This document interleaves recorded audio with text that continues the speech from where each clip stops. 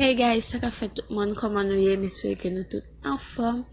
Je dis à moi pour te un petit vlog pour nous qui pas trop long sur moi t'aller dans un mariage et puis moi choisi pour moi filmer petit vidéo ça pour nous